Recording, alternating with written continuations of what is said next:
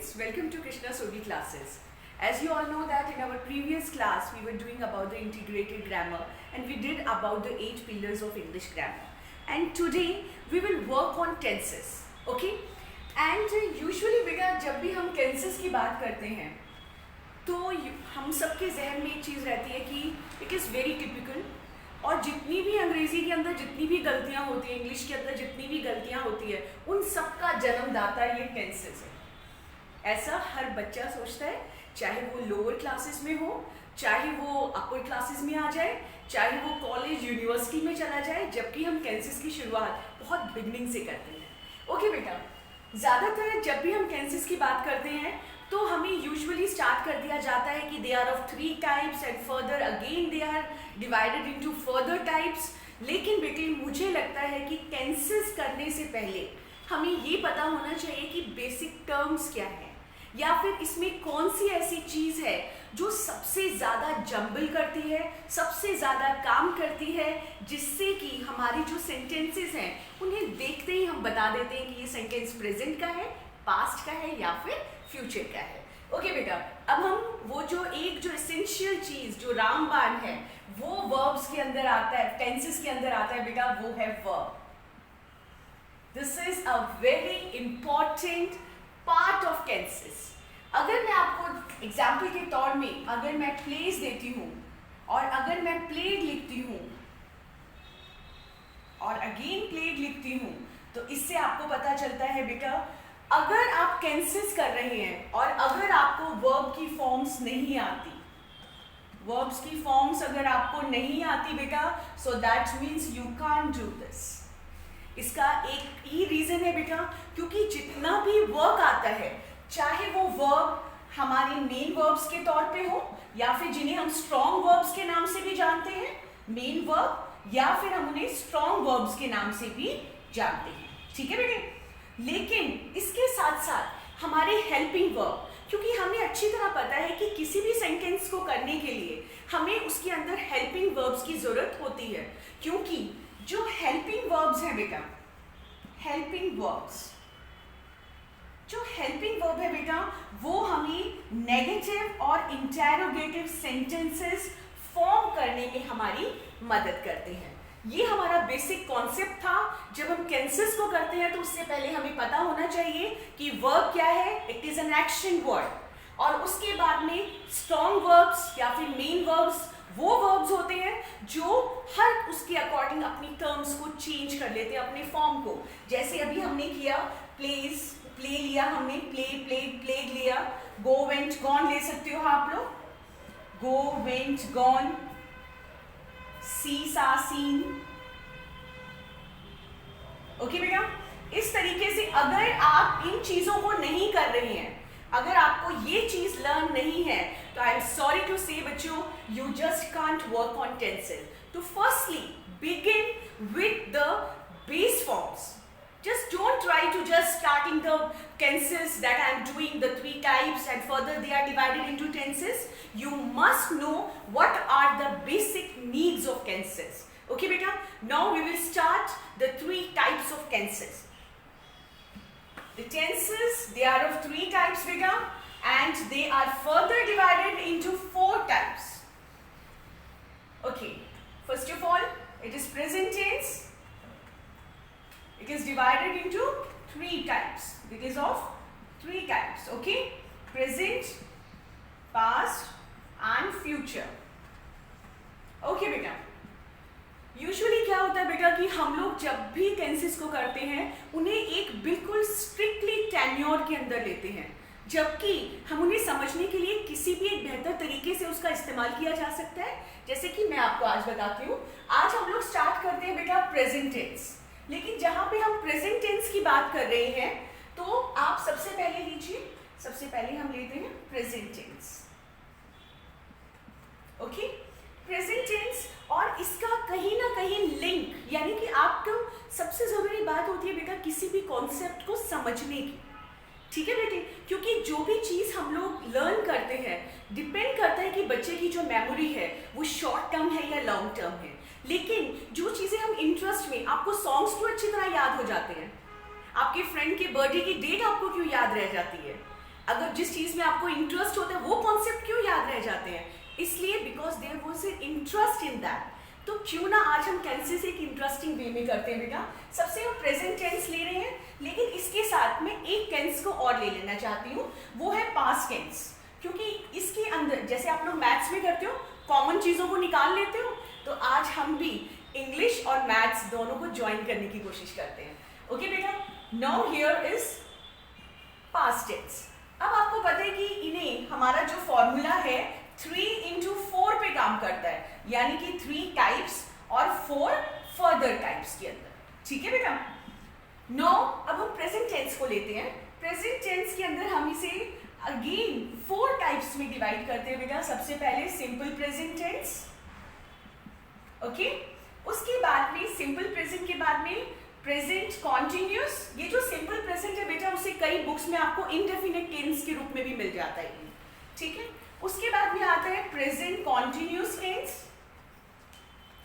और continuous tense के बाद में आता है बेटा प्रेजेंट परफेक्ट टेंस, और उसके बाद में आता है जहां पे हम 2 टेंसेस को एक साथ कंबाइन कर देते हैं, यानी कि हमारा कॉन्टिन्यूस भी प्लस हो जाता है और परफेक्ट, यानी कि प्रेजेंट परफेक्ट कॉन्टिन्यूस टेंस। अब जब मैं आपको कह रही हूं कि उसके साथ में पास्ट टेंस को भी लेना चाहती हूँ, ओके बेटा, अब हम लोग उस कॉन्सेप्ट के ऊपर काम करते हैं जहां पे हम इसको लर्न नहीं करेंगे, हम केवल उसे समझने की कोशिश करेंगे। ठीक है बेटा। अब आप देखिए, हमने इसको किया simple present and simple past. Simple present और simple past, simple past. Okay बेटा। अब आपने देखा कि जो मैं आपको कह रही हूं कि हमने मैथ्स के टर्म्स में इसे करते हैं, तो आप लोगों ने देखा यहां पे एस पी, तो क्यों ना हम एस पी को कॉमन ले लें। अगर हम इसे एक एग्जाम्पल के तौर पे लेते हैं कि हम इसे मान लेते हैं एसपी का, अगर हम जनरली किसी से भी व्यू पूछे, हम बोलेंगे कि अगर एसपी की फुल फॉर्म क्या है, तो शायद हमें कोई इंग्लिश ग्रामर में जाके ये नहीं कहेगा कि वो सिंपल प्रेजेंट या सिंपल पास्ट है, वो सीधा हमें कहेंगे सुपरिटेंडेंट ऑफ पुलिस, यानी कि एसपी। अब आपने देखा बेटा कि जब हम सिंपल प्रेजेंट और सिंपल पास्ट की बात कर रहे हैं, तो इसके अंदर क्या होता है बेटा, एक एग्जाम्पल के साथ मैं आपको समझाती हूँ। जैसे शी प्लेज चेस, ओके। एक कॉमन एग्जाम्पल लेते हैं जिसे हम रैपिडली उसी मूवमेंट पे चलाएंगे, ताकि आपका जो कॉन्सेप्ट है वो स्ट्रॉन्ग और क्लियर हो। ओके। अब आपने देखा बेटा शी प्लेज चेस, अगर हम इसमें लिखते हैं तो हम क्या लिखेंगे, शी प्लेड चेस। ओके मेरा बेटा। अब जैसे कि आप सब्जेक्ट एग्रीमेंट कर चुके हैं, तो आपको पता है this is a subject, right. जहां पे भी अभी मैंने आपको, जब मैंने बिगनिंग किया अपने इसको, जब हमने क्लास स्टार्ट किया, तब मैंने आपको बताया था कि जो अपनी फॉर्म चेंज करता है वो स्ट्रॉन्ग वर्ब है। तो ऑब्वियस है कि ये एक वर्ब है, ना कि एक हेल्पिंग वर्ब है। ठीक है बेटा। हेल्पिंग वर्ब्स कौन से होते हैं बेटा, जितनी भी बी की फॉर्म्स होती हैं, बी की forms is, am, are, was, were, ठीक है, इन सब चीजों को हम लोग किसके अंदर लेते हैं, बी की फॉर्म्स के अंदर लेते हैं। ठीक है बेटा। अब हम लोग कहते हैं कि सब्जेक्ट प्लस में वर्ब प्लस में object. Over here also subject plus में वर्ब प्लस में ऑब्जेक्ट, यानी कि अगर हम इन टर्म्स को लेते हैं तो ये दोनों चीजें कॉमन आ गई हमारे पास, यानी कि दोनों में क्या एब्सेंट है, हेल्पिंग वर्ब। अब जब हमारे पास हेल्पिंग वर्ब है ही नहीं, तो बेटा आप बताइए कि आप नेगेटिव और इंटेरोगेटिव सेंटेंसेस कैसे कर सकते हैं। अब हम इस पे वर्क करते हैं कि अगर हमारे पास सिंपल प्रेजेंट और सिंपल पास्ट के अंदर जब हमारे पास हेल्पिंग वर्ब्स नहीं है, तो हम उस पर कैसे काम करेंगे। Let's do that. अब हमारा सिंपल प्रेजेंट का जो हमारा जो एग्जाम्पल था, उसी को ही हम लेते हैं बेटा, सिंपल प्रेजेंट का। ओके। हमारा एग्जाम्पल था शी प्लेज चेस। अब आपको मैंने अगर आपने मेरी प्रीवियस वीडियो देखी होगी तो उसमें मैंने सब्जेक्ट वर्ब को बताया था आपको। अगर हमारा सब्जेक्ट सिंगुलर है तो हमारा वर्ब क्या आएगा, प्लूरल आएगा। अब आपने देखा शी प्लेज चेस, अब आपने देखा कि यहाँ पे प्लूरल आ रहा है। अब आप यहाँ देखिए बेटा, यहाँ पे हमारे जो हेल्पिंग वर्ब यूज होते हैं सिंपल प्रेजेंट में बेटा, जो आपको याद रखने हैं वो क्या है बेटा, डू और डज। ठीक है। अब यूजुअली क्या होता है बेटा, डू जो है वो हमें याद रखना है कहाँ यूज होगा, और फिर याद रखना है हमें डज कहाँ यूज होगा। ठीक है बच्चे।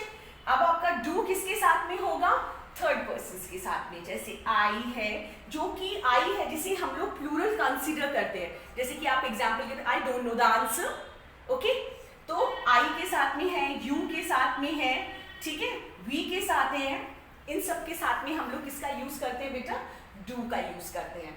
और जितने भी आप third person according he, she, it, इन सब के साथ में हम लोग किस चीज का यूज करते हैं बेटा, डज का। She does not know the answer, she does the work properly.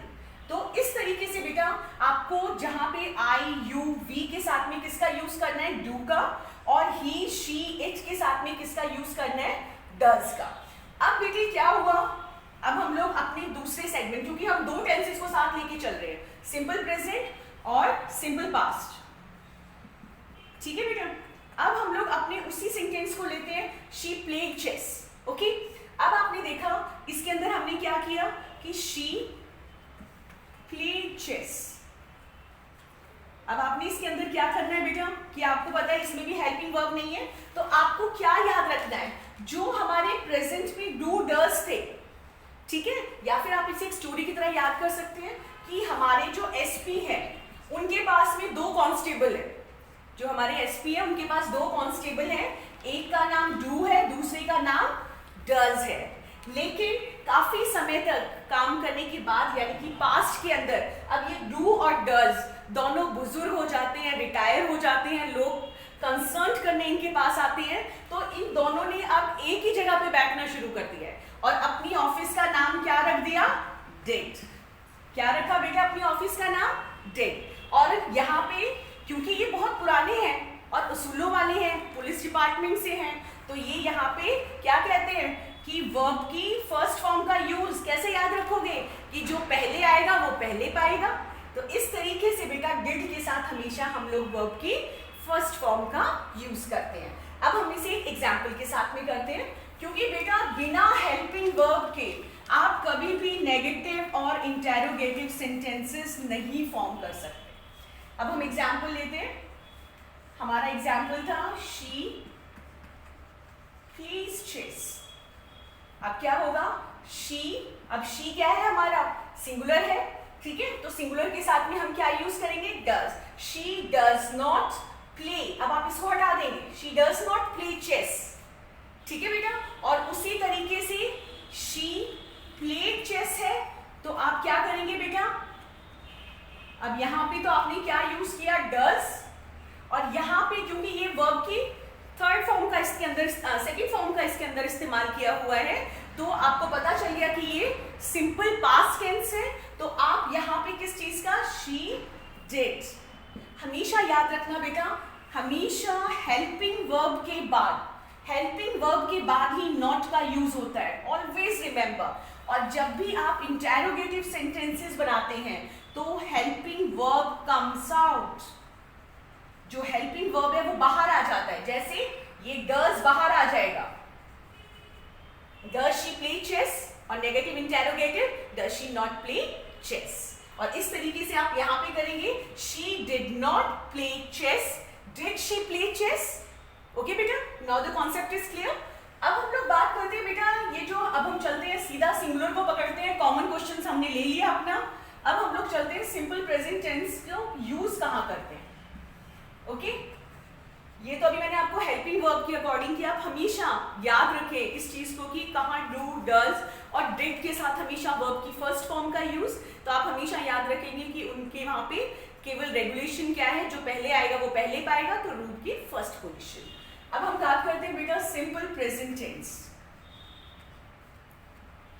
जो सिंपल प्रेजेंट टेंस है बेटा, आपको पता चल रहा है जो प्रेजेंट में चीजें चल रही हैं। अब हम बात करते हैं कि इनका यूज कहाँ होता है, सिंपल प्रेजेंट टेंस का। सिंपल प्रेजेंट टेंस है बेटा, इसका यूज होता है जैसे यूनिवर्सल ट्रुथ है, ठीक है, उसके बाद में फैक्ट्स हैं, फैक्ट्स के साथ साथ आप जितने भी हैबिट्स के साथ में, रनिंग कमेंट्रीज के साथ में, इन सब चीजों के साथ में हम किसका यूज करते हैं बेटा, सिंपल प्रेजेंट टेंस का।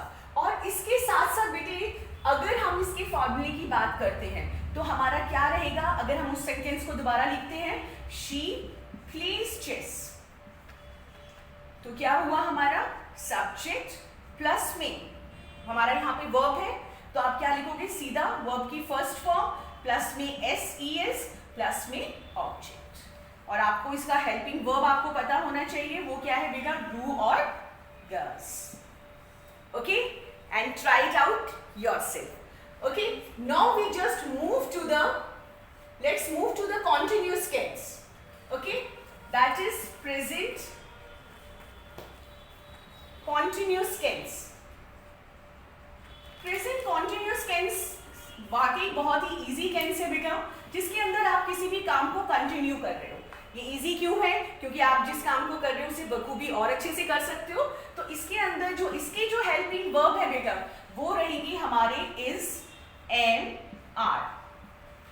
ठीक है बेटे, इज, एम, आर। अब आप इसको यूज कर रहे हैं तो आपको बिल्कुल एक चीज का ध्यान रखना है बेटे, कि अगर आप इज का यूज कहाँ कर रहे हैं, he is, she is, it is, ठीक है, वहां आप इसका यूज करेंगे, आई के साथ एम का यूज करेंगे, और प्लूरल के साथ आप किस चीज का यूज करेंगे, आर का यूज करेंगे। ठीक है बेटे, अब आपका आता है कि एग्जाम्पल के लेते हैं, हम उसी चीज को लेते हैं, she is playing chess, she is playing chess. Okay बेटा, अब आपने देखा कि अब हमारे यहाँ पे हेल्पिंग वर्ब हमारा आ गया, क्योंकि सिंगुलर के साथ हम क्या यूज करते हैं, इज यूज करते हैं। ठीक है बेटा, अब आपने क्या करना है, इसका एलिवेशन निकालो, इसका सब्जेक्ट प्लस में हेल्पिंग वर्ब प्लस में वर्ब की फर्स्ट फॉर्म प्लस में आईएनजी प्लस में ऑब्जेक्ट। ओके बेटा, अब आपने देखा कि अगर हम इसे नेगेटिव करते हैं तो हमारा हेल्पिंग वर्ब के साथ में क्या आ जाएगा, नॉट आ जाएगा, और जब आप इसे इंटेरोगेटिव करते हैं तो आपका जो हेल्पिंग वर्ब है यानी कि जो इज है वो सेंटेंस से बाहर आ जाएगा। ठीक है बेटा, this was continuous tense. Okay, now we will do the present perfect tense. Okay, जो प्रेजेंट परफेक्ट टेंस है बेटा, उसके अंदर दो चीजों को आपको बिल्कुल अपने दिमाग में रखना है। वो चीजें क्या है बेटा, जब भी हम परफेक्ट की बात करते हैं तो आपको याद रखना है हैज और हैव। हैज भी आपने डू और डज में याद किया था ना, वही कॉन्सेप्ट आप यहाँ पे भी रिकॉग्नाइज रख सकते हैं। कुछ एक चीजें कॉमनली हम ले सकते हैं, तो जो चीजें आप जैसे हैज है तो ही, शी, इट, इस तरीके से आप क्या रख सकते हैं, हैज। और हैव को हम किसके अंदर लेंगे बेटा, आई, जिसे हम प्लूरल कंसीडर करते हैं, उसके बाद में आई, वी, दे। ठीक है, इस तरीके से आप इसका यूज कर सकते हैं। Let's take an example for that. Okay, now we are having the example. अब हम इसका एग्जांपल करते हैं बेटा, जैसे हमने वही एग्जांपल लेना है, शी जो कि हमारा सिंगुलर है तो क्या आएगा, हैज आएगा, शी हैज। अब आपने देखा कि जहां पे भी बेटा हैज और हैव दिखाई देता है, बिना कुछ सोचे समझे एडिटिंग ओमिशंस में वर्ब की थर्ड फॉर्म वहां डाल दो, क्योंकि जहां पे भी हैज और हैव का यूज होता है तो हम वहां पे कौन सी फॉर्म यूज करते हैं, वर्ब की थर्ड फॉर्म का यूज करते हैं। जैसे she has played chess. Okay मेरे बेटा, अब आपको समझ आया। अब हमारा हेल्पिंग वर्ब क्या है, हैज, तो आप क्या लिखेंगे यहाँ पे, सब्जेक्ट प्लस में हेल्पिंग वर्ब। हेल्पिंग वर्ब क्या है हमारा, हैज और हैव। ये हमारे दो कॉन्सेप्ट, प्लस में वर्ब की कौन सी फॉर्म हो गई, थर्ड फॉर्म, प्लस में ऑब्जेक्ट। ओके बेटा, अब हम जल्दी से प्रेजेंट परफेक्ट कॉन्टिन्यूअस टेंस भी कर लेते हैं। ठीक है, okay, now we will do present perfect continuous tense. Okay बच्चे, now we will just, whenever we are looking at this, that perfect and continuous, then we come to know that ultimately we are working on two tenses. So why not we take out the forms of that thing firstly, like in perfect what you are going to do, has and have, right? Because previously we have done this. And in continuous what you used to do, verb की first form plus में ing. Okay, now you will see that कि यहाँ पे हमारे पास दो pillars तैयार हो गए, लेकिन हमें तो एक साथ रखना है, तो हमें उन्हें कंबाइन करना पड़ेगा। तो हम इन दोनों को एक बीम से जोड़ देते हैं और बीम m की जगह n लगा लेते हैं, यानी कि इसके बीच में आपको क्या लगाना है मेरे बच्चे? बीम। अब आपने देखा कि काम पूरा भी हो चुका, फिर आगे भी चल रहा है, तो वो कितने समय से चल रहा है? जैसे प्लस में टाइम, और ये जो टाइम है आपका बेटा वो आता है सिंस और फॉर। ओके बेटा, एग्जाम्पल के तौर पे हम लोग लेते हैं, जैसे शी सिंगुलर है तो हमारा, चलो हम एक बार प्लूरल के साथ में करते हैं, जैसे दे हैव, ठीक है, played, they have played chess, ठीक है। अब आपने देखा कि दे हैव, मैंने बीन छोड़ दिया, okay, they have been playing chess, यानी कि वो खेल रहे हैं और चल रहा था उनका काम सेगमेंटली। दे हैव बीन, यहाँ पे परफेक्ट, यहाँ पे continuous, they have been playing chess. अब आप आगे आप क्या मेंशन करेंगे? Since morning, okay. अब आपका यहाँ पे क्या बनेगा आपका, अगर आप रूल्स के अकॉर्डिंग, सब्जेक्ट प्लस में हेल्पिंग वर्ब, प्लस में बीन, प्लस में वर्ब की फर्स्ट फॉर्म, प्लस में आईएनजी, प्लस में ऑब्जेक्ट एंड प्लस में टाइम। अब हमें पता होना चाहिए कि वेयर टू यूज सिंस और फॉर। अब एग्जांपल के तौर पे अगर मैं कहती हूँ सिंस मॉर्निंग, यानी कि एक पीरियड ऑफ टाइम। क्यों पीरियड ऑफ टाइम? क्योंकि आपका मॉर्निंग सेशन किसी का 5 बजे शुरू हो जाता है, किसी का 9 बजे, और अब लॉकडाउन के टाइम में तो किसी का कोई सेशन ही नहीं है, कोई 12 बजे उठ रहा है, कोई 1 बजे उठ रहा है, ठीक है। तो यहाँ पे आपका सिंस और फॉर का मतलब है पॉइंट ऑफ टाइम, ओके। इसके साथ में आप लोगों ने कई जगह देखा होगा बेटा, आपको फॉर लास्ट 2 years, पिछले 2 साल से, ठीक है। तो आपने देखा यहाँ पे हम एक पॉइंट को सेगमेंटली मेंशन कर रहे हैं, ओके बेटा। इस तरीके से बेटा ये जो टेंसेस हैं, इनको मैंने रैनिकली तौर पे आप लोगों को बताया कि कहाँ पे कैसे कैसे इन चीज़ों का इस्तेमाल किया जाता है। और बेटे चाहे ये +1 हो चाहे +2 हो, यूजुअली ऐसा होता है बेटे कि हम जैसे जैसे सीनियर क्लासेस में जाते हैं हम इन कॉन्सेप्ट को भूलते चले जाते हैं, और specially for the students who are in medical and non medical, रफली they use to do the work because ultimately they are very much busy in their physics, chemistry and biology. But since this is also a very important subject, can we tell that very interesting one also, so please don't neglect and please try to just take it out the mistakes, okay, and with the help of only you can when you are doing tenses. Thank you very much students, have a nice day.